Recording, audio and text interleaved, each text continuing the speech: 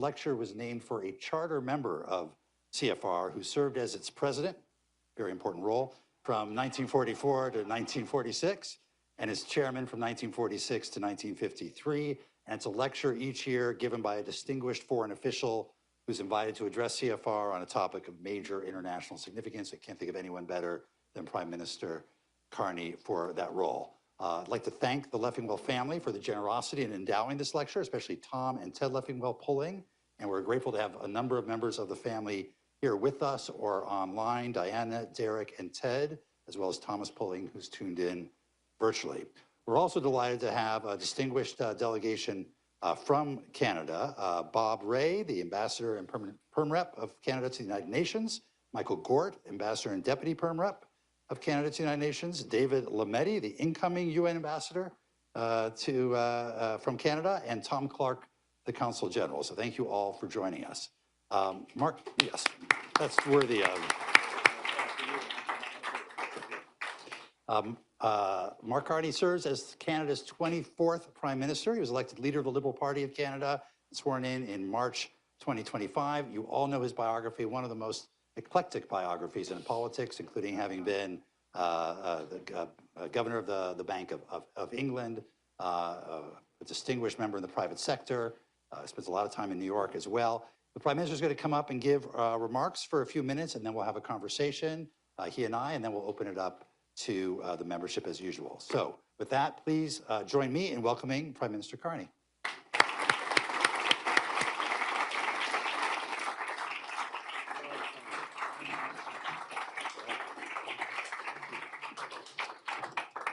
Thank you very much, Mike. You see, I'm armed with all our ambassadorial corps. Hi, Bob Hormats there. Fantastic to see you. I saw Bob Rubin. Saw Bob Rubin on the way in here, who taught me. Bob taught me everything about foreign relations. Bob Rubin taught me how to make decisions under uncertainty. Unfortunately, those two are coming together at the same time.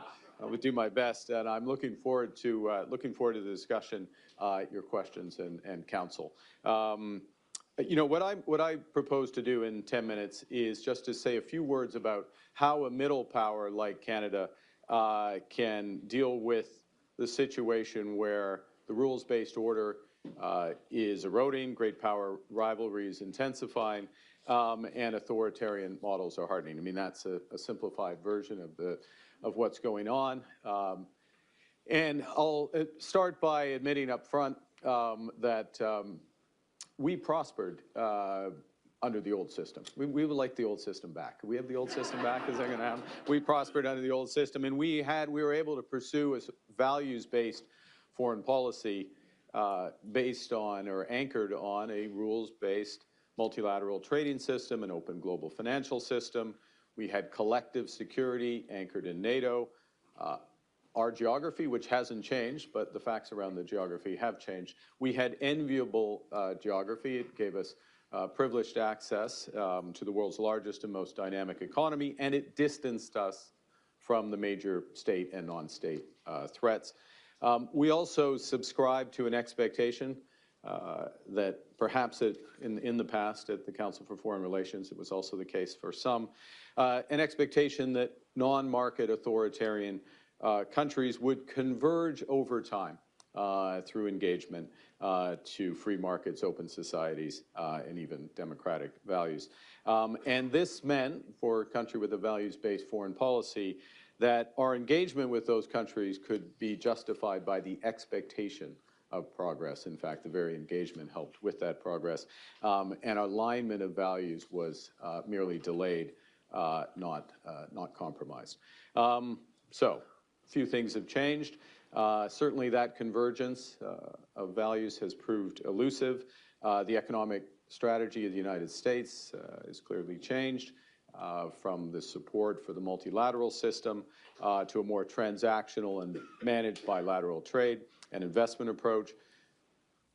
Global power is moving. You can debate how much or how far this will go from American hegemony to great power rivalry. And technological change is shrinking that geographic advantage that we had and expanding the fields of conflict from the virtual to the extraterrestrial.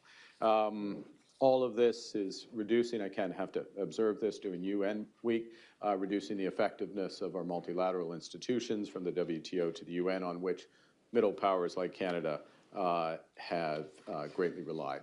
So what do we do about it? And I'm going to give you a punchline, which is we think we can thrive, and I choose that word advisedly, thrive in this new non-system, or the system that's evolving, for three reasons. And the first is we have what the world wants. Take on the energy side, we are an energy superpower. That is going to become increasingly evident.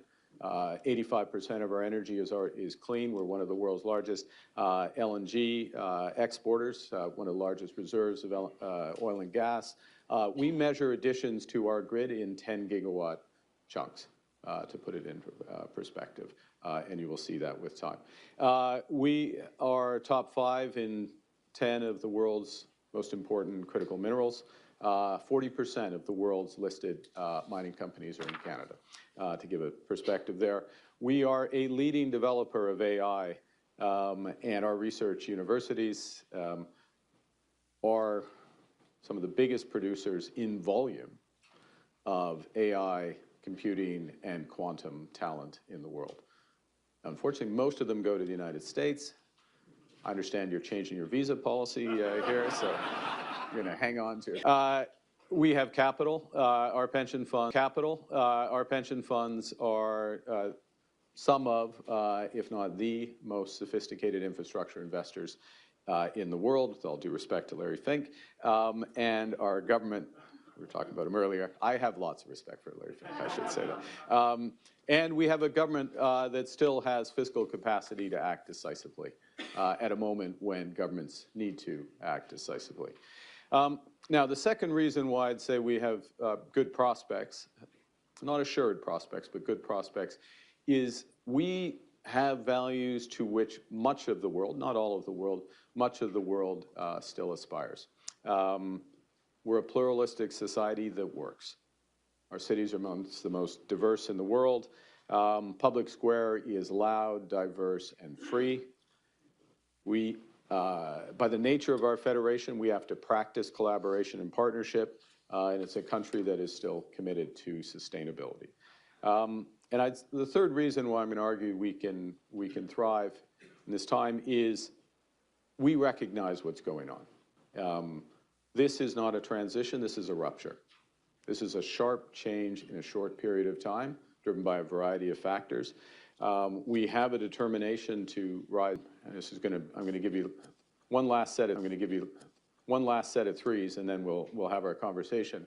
Our response to this is to build strength at home, to build resilience by diversifying abroad, and pursue a variable geography to defend our values and pursue our interests. I can understand if you were distracted by events down here and you haven't followed exactly everything we've been doing in the last 4 months. But while you were otherwise occupied, we've cut tax incomes and capital gains. We have removed all barriers to interprovincial trade. We have passed landmark legislation to fast track literally hundreds of billions of dollars of projects in energy, in AI, in critical minerals, in new trade corridors. We are doubling our defense spending by 20. Our core capabilities with respect to defense, AI, quantum, cyber, critical minerals, provide unique opportunities for dual use and economic benefit, and we intend to fully exploit those. We are diversifying our trading relationships and our security partnerships. We signed the most comprehensive agreement with the European Union from a non-European Union member. The Economic and Security Partnership with the EU, we signed that at the end of June. We're working on fleshing that out now. We will be, or we are on track, I should choose my words more diplomatically, we are on track to be a full member of SAFE, the European Defense Arrangement, which allows us to diversify and accelerate our defense procurement. Last week, no, this week? What day is Monday? Last week, yes.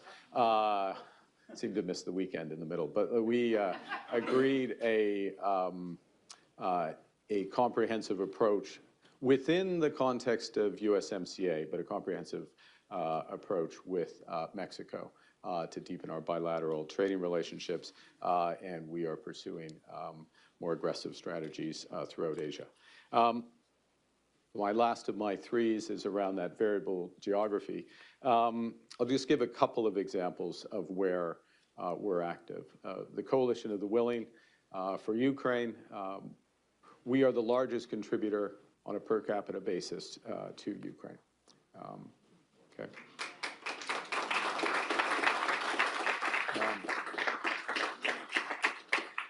And we, well, I won't go into more detail. We can talk about Ukraine if you wish. When you think about our Arctic sovereignty, that we are cooperating very closely with the Nordic Baltic 8 for physical protection up there, economic development, and also defending NATO's western flank. We are active with like-minded parties in efforts to promote two-state solution and Middle East peace. Easiest, not the easiest thing to do, I know. And I'll make one other point on critical minerals. We, out of the G7, are forming buyers clubs for critical minerals so that the world can diversify away from Chinese dominance from them. So it's not just the supply, but it's having that secure access to capital or an offtake, basically, so these can be developed. And I'll just say a word before I finish that having chaired the G7 this year, I came into government 6 weeks before it was there, so we had to, we didn't have Mike Froman. We had very good Sherpa, but we didn't have Mike Froman, so we had a lot of work to do. It was a very interesting, and this is a variable geometry support point. When we had 2 days, the first day, core G7, focused on a variety of issues, very productive. President Trump was there for that day, and these were good meetings. These were good discussions, a good meeting. There was progress made. Not everything landed, but it's never the case that everything lands. It was fairly narrowly focused, though, on economics, with Iran thrown in. There's always a crisis, Iran thrown in as well. The next day, with the leaders of most of the BRICS countries, some of the largest emerging economies, Australia as well, not an emerging economy, but others like those, the focus was on what this room would recognize as old multilateralism, global commons, where we're cooperating on energy, what we can do to actually develop on critical minerals, financing for development, what's going to happen at COP. Lula was there as well. That doesn't mean that's the way the world's working. I'm not naive about that, but there is a substantial proportion of the world that focuses on these issues. A country like Canada is one of them, and it's one that we will. It's something we will continue to do because it comes back into our strengths. Look, I'll sum up. I would ask you to, when you think about Canada, actually that's my request, think about Canada. As a strong, sovereign, independent nation, think about Canada as that.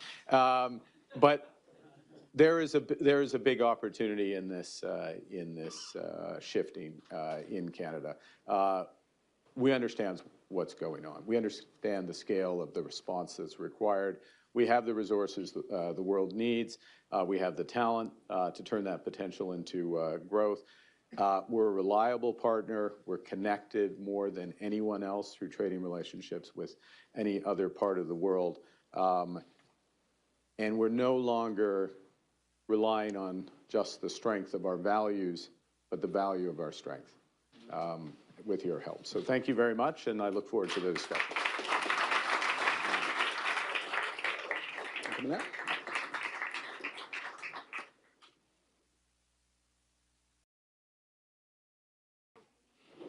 Well, Hi, boss. bienvenue. Merci. Welcome to the United States of America. Sorry, I didn't mean that as a point on sovereignty. I just meant, did you get through customs okay? They recognize the Canadian passport still?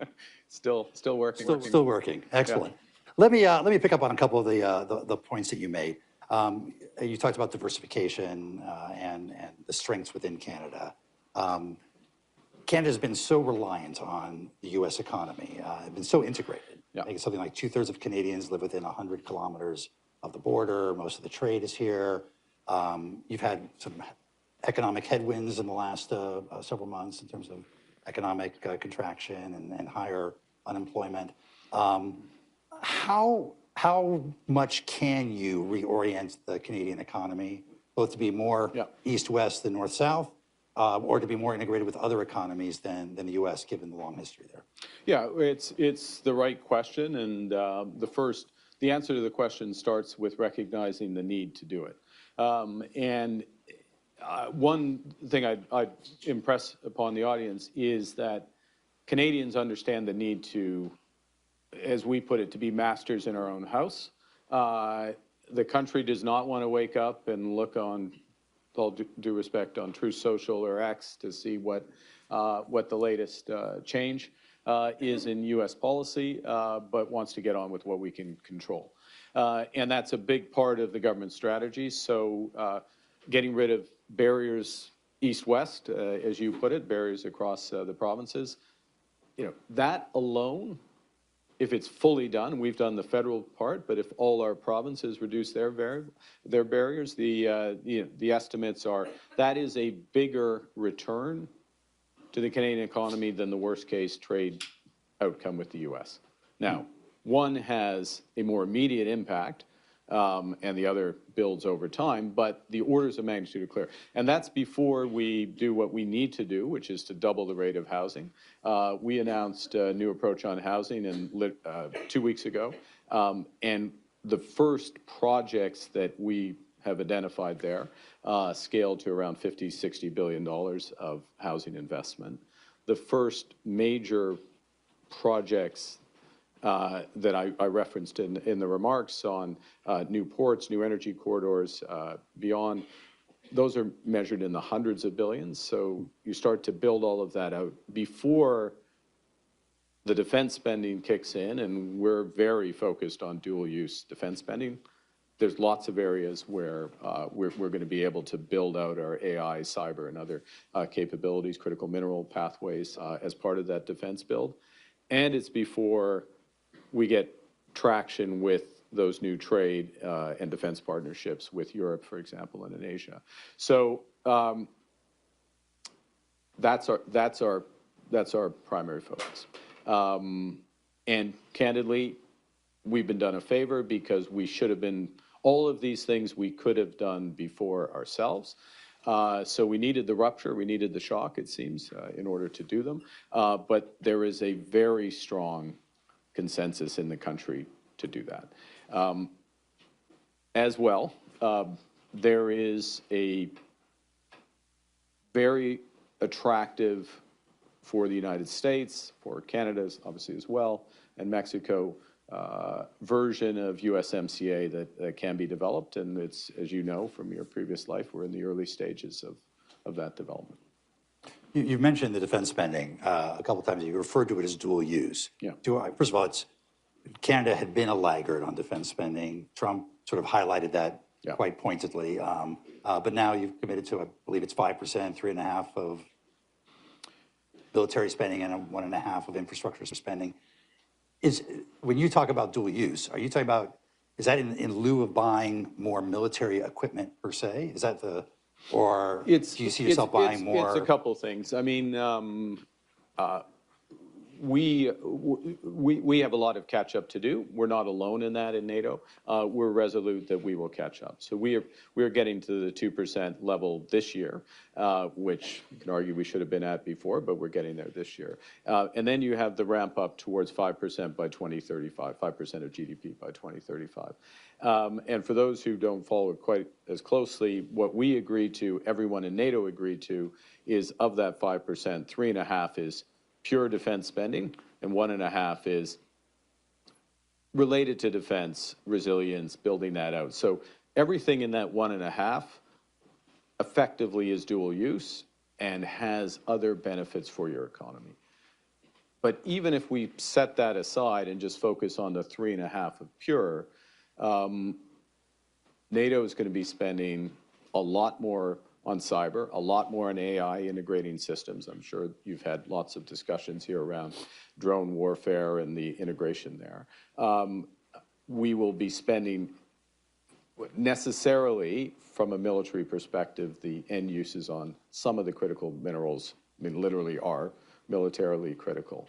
So our development of that for our defense purposes, first and foremost, has direct spillover benefits because AI expertise, being able to integrate big data lakes and optimize across them, well, that is a skill that is transferable, readily transferable to other aspects of the economy.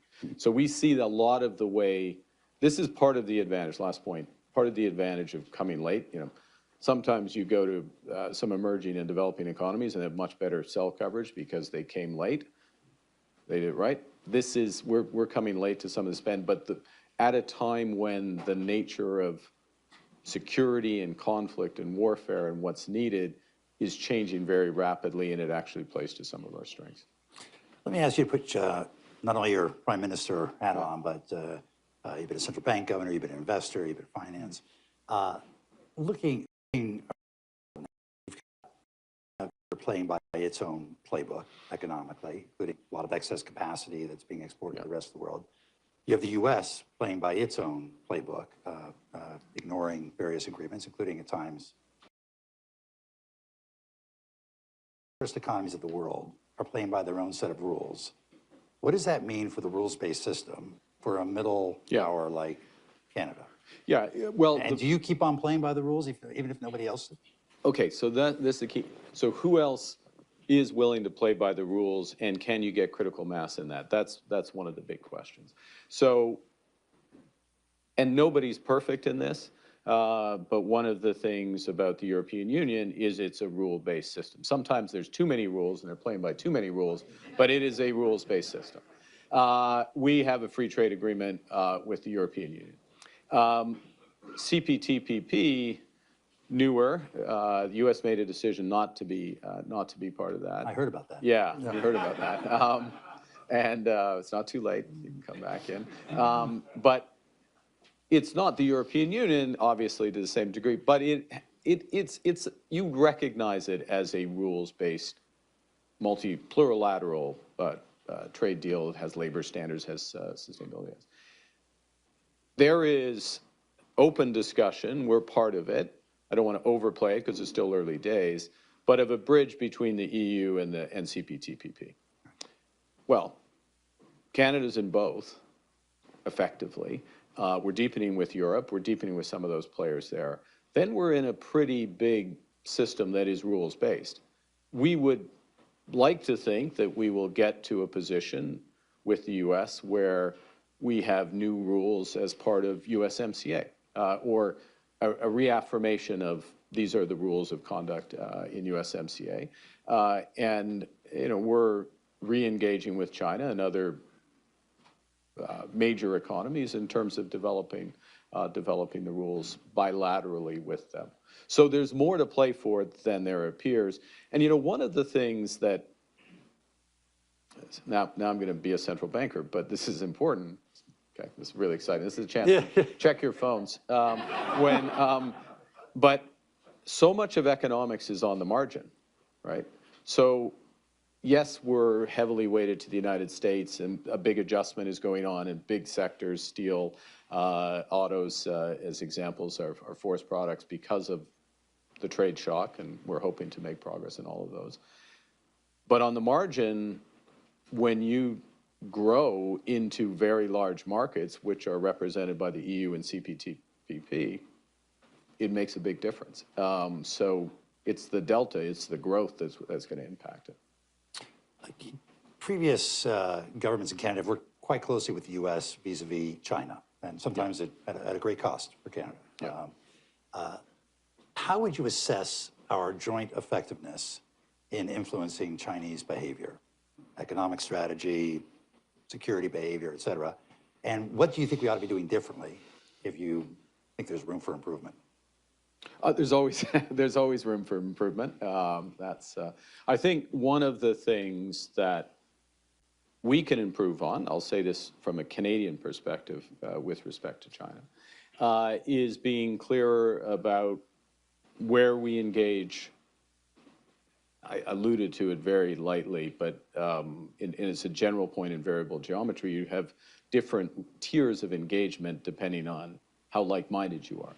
So with respect to China or any other country that's, well, any other, where do you engage deeply? Where are you comfortable engaging deeply? In the commodity space, in aspects of energy, for example, basic manufacturing, where there are guardrails, and what should just be left off to the side.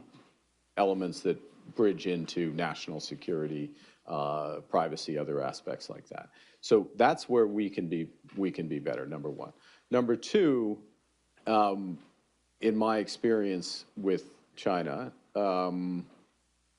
they are, amongst other things, very sincere and engaged on climate.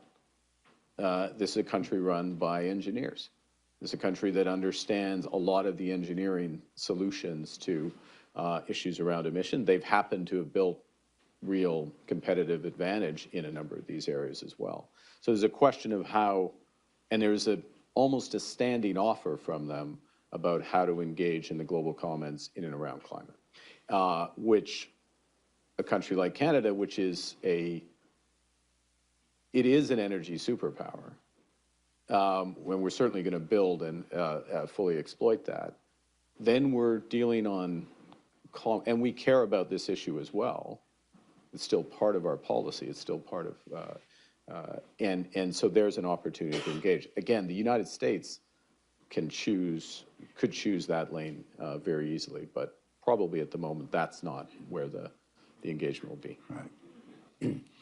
Well, probably at the moment. Probably. Probably. I mean, Probably. Who knows? Who knows? But that, you mentioned your chairmanship of the G7. Yeah. The U.S. takes over the chair of the G20 later this year.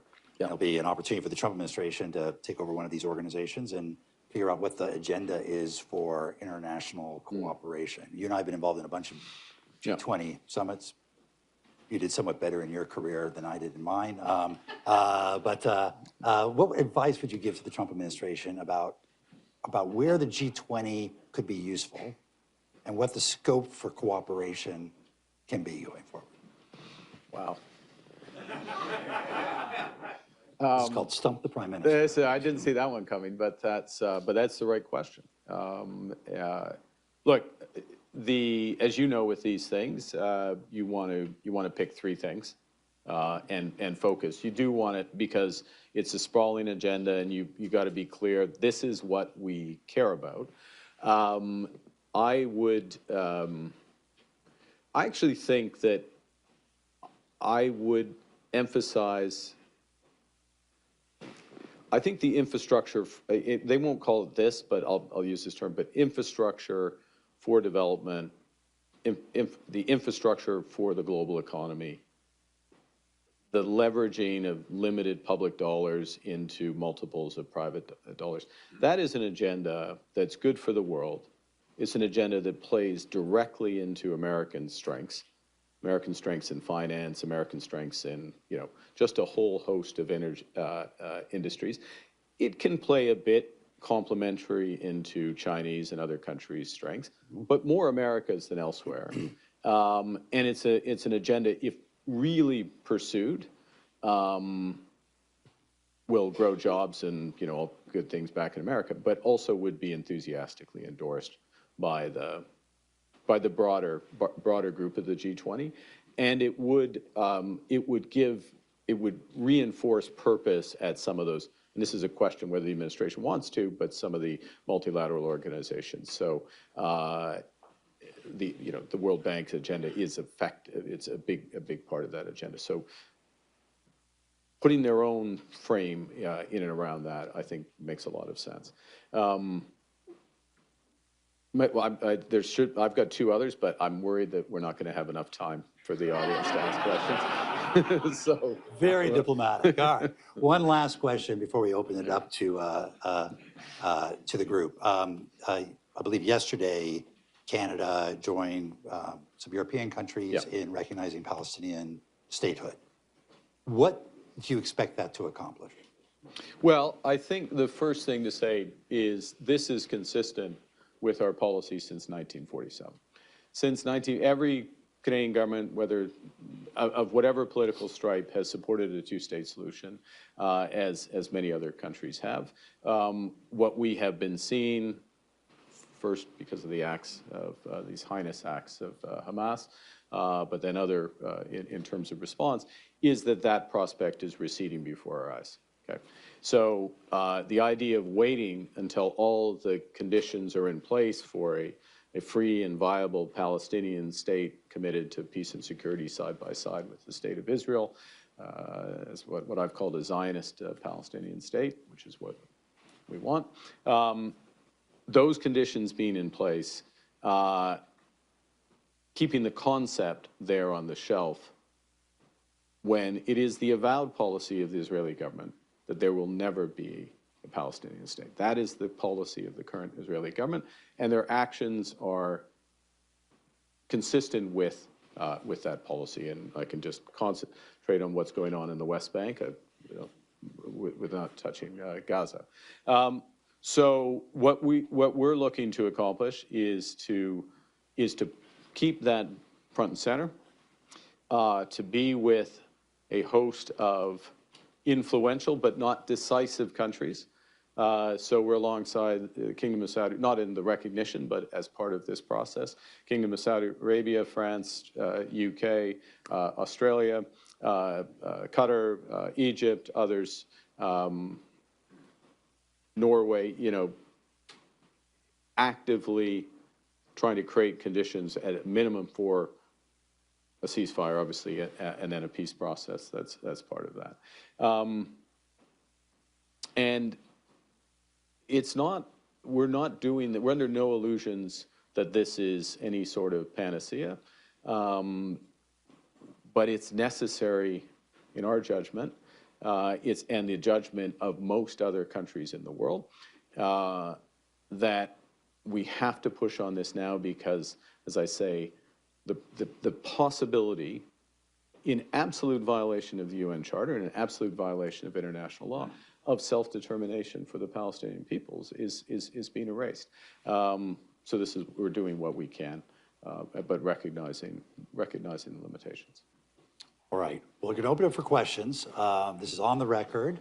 In addition to the very full room we have here, we've got about over 400 people, 400 CFR members online as well. Identify yourself and ask a brief question. Okay? Yes, this gentleman right here.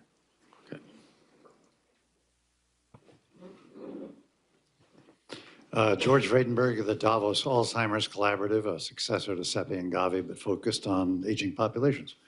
So my question is a demographic question. Working age populations in Europe are shrinking. Yeah. Working age populations are supporting a larger population overall. How does one deal with the financial costs of that? How does one deal with how to increase worker productivity in the global north? Fantastic. Are you taking a few, or do you want me to No, why don't you go ahead. Look, absolutely right. One of the biggest challenges, I think one of the first things you have to do as a government, we haven't fully done this, but we will in time, is to actually frame the policy and frame. Australia does this with their intergenerational reports, basically, which frames under current trajectories and with demographics what the challenges are. That's the first. The second is you maximize your labor force participation, as much female participation, older participation. We are pretty good on that. We have a bit more to do later in career, but for all countries, that's the next step. Clearly, the deployment of technology, AI coming in. It's not like AI is going to solve everything, but that the multiplier effects there gotten right. There's a variety of reasons why we have to get application of AI right across our economies. This is one of them, and it provides some counterweight to that. and potentially substantial counter. I mean, okay, I'll be utopian, not utopian, but optimistic. Thank you. Yeah, I was going to say Panglossian, but then I was like, that's utopian. So One step. optimistic. But if you take sort of full bore productivity estimates on AI application, it's adding 1 to 1.5 percentage points on productivity by and I'll push it out to the middle of the next decade. It actually dovetails pretty well with that bigger demographic crunch. I mean, those are big numbers in annual productivity. So we have to get that right. And one of the challenges for us, of course, is to do that alongside everyone else. Yeah. Maureen White. Microphone coming. Yeah. Thank you, and thank you, Mark, for being with us today. I'm Maureen White, and I'm a senior fellow at the Foreign Policy Institute at SAIS, and I'm also chairman of the Board of Refugees International. And Mark, Canada has had an exemplary role in refugee resettlement for many, many years. And I know your country, and you're not alone in this, is backtracking a little bit on this commitment to refugee assistance. Could you just elaborate a little bit on what the Canadian policy on refugee resettlement will be going forward? Sure. Yeah, I'm not, Maureen, now that they've taken the microphone away from you, I'm not sure I fully recognize the backtracking element of your question. And, you know, I'll put it in context. I see the Ukraine pin on the previous questioner and salute you for it. We've taken 300,000 Ukrainian families into Canada, individuals, I should say, individuals into Canada. We still have quite substantial levels of asylum seekers, and you know, the Ukrainian case is a humanitarian, deliberate policy. The asylum seeker obviously is received. We, like every country, must control and be deliberate with respect to our borders and manage appropriately. And so the government is very focused on doing that on the border side, but also treating asylum seekers, treating everyone who comes to Canada to the standards they should, and that includes processing claims in a timely fashion. And one thing we have not done well enough is process claims in a timely fashion. So that's resources and efficiency. And so I would say when we look at, that's the aspect of your question that I would bear down on. Yeah. Let's get to an online question. Okay.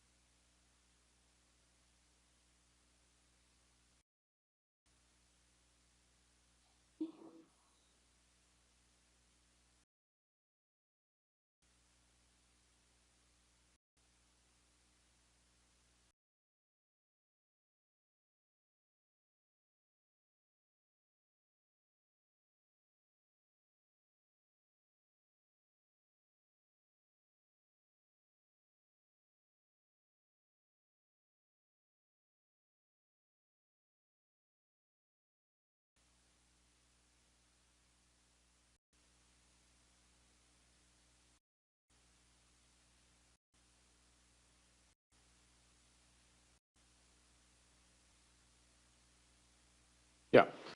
Well, thank you, Missy.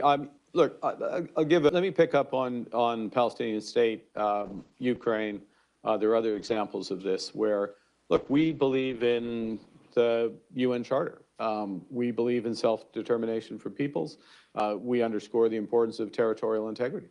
And that drives our approach in Ukraine. It drives our approach in Palestine as well. There are other applications, but I'll stop there. That's a consistent approach. We welcome, and I very much welcome his personal involvement of the president in efforts, for example, in Ukraine to broker ceasefires, to define paths for peace, to provide potentially complements to the security guarantees that the Coalition of the Willing, Canada included, Ukraine, which is necessary for a lasting peace or lasting security for Ukraine. The situation, this is no insight, the situation in Palestine is both horrific and fluid. And there are multiple efforts, very much including the United States, to find a path to cessation of hostilities, ultimately security and some form of peace. We come at both those situations from a somewhat different perspective, but the same ultimate goal. And we have different partners at present in some of the initiatives, in both of those initiatives. But we would hope that there would be convergence with the United States. And we will certainly support leadership of the United States that's leading to outcomes that are consistent with our values. Some European countries have suggested they would deploy troops to Ukraine as part of a stability force or peacekeeping force. Would Canada be among those? Well, we'll see what the structure is. We're very active in the Coalition of Willing. I'd remind that we have very large troop presence in Latvia as part of our NATO obligations. I visited them 3 weeks ago. And to underscore the commitment to security in the region, to Latvia and Poland. By the way, the brigades in Latvia, it is not, they don't do training. It's an operational brigade, which gives you, and that's before the incursions, the Russian incursions of recent weeks. And that gives you a sense of both the stakes and the degree of our commitment. So we'll see in terms of Ukraine. There's a lot to be done still to move that first to a cessation of hostility before the guarantees would come into effect. But what we do know, and the United States acknowledges very much, is that given the track record of Putin, a security guarantee that's written on paper is not, that if the signature is Vladimir Putin's, is not worth